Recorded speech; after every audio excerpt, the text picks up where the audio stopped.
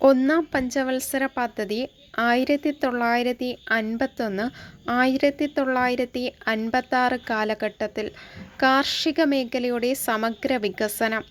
രണ്ടാം പഞ്ചവത്സര പദ്ധതി 1956 മുതൽ 1961 വരെ വ്യാവസായിക വികസനം.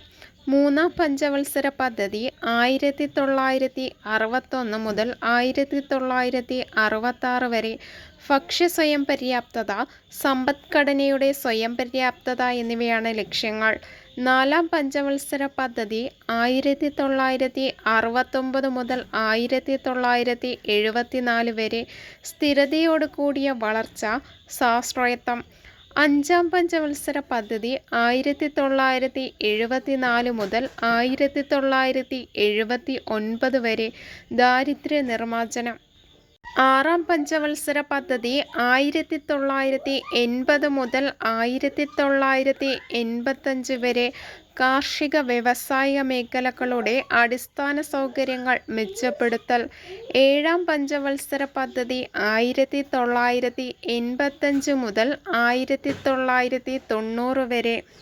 ലക്ഷ്യം ആധുനികവൽക്കരണവും തൊഴിലവസരങ്ങളുടെയും വർധനവ്. എട്ടാം പഞ്ചവത്സര പദ്ധതി 1992 മുതൽ 1997 വരെ മാനവശേഷി വികസനം. ഒൻപതാം പഞ്ചവത്സര പദ്ധതി 1997 മുതൽ 2002 വരെ ഗ്രാമീണ വികസനവും വികേന്ദ്രീകൃത ആസൂത്രണവും. പത്താം പഞ്ചവത്സര പദ്ധതി 2002-2007 വരെ മൂലധന നിക്ഷേപം വർദ്ധിപ്പിക്കുക.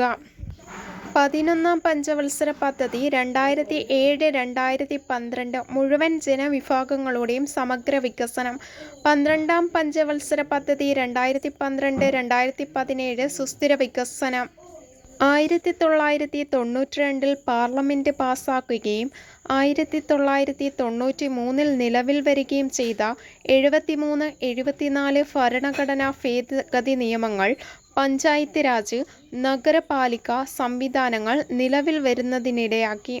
പഞ്ചായത്തുകൾ ഗ്രാമപഞ്ചായത്ത്, ബ്ലോക്ക് പഞ്ചായത്ത്, ജില്ലാ പഞ്ചായത്ത് എന്നിങ്ങനെ 3 തലങ്ങളിലായി മാറി. ഒൻപതാം പഞ്ചവത്സര പദ്ധതിക്കാലത്ത് നിലവിൽ വന്ന ഈ മാറ്റം വികേന്ദ്രീകൃത ആസൂത്രണത്തിന് തുടക്കം കുറിക്കലായിരുന്നു. ദേശീയ തലത്തിൽ പദ്ധതികൾ ആസൂത്രണം ചെയ്ത് നടപ്പിലാക്കിയിരുന്ന കേന്ദ്രീകൃത ആസൂത്രണ രീതിയായിരുന്നു അതുവരെ നിലനിന്നിരുന്നത്.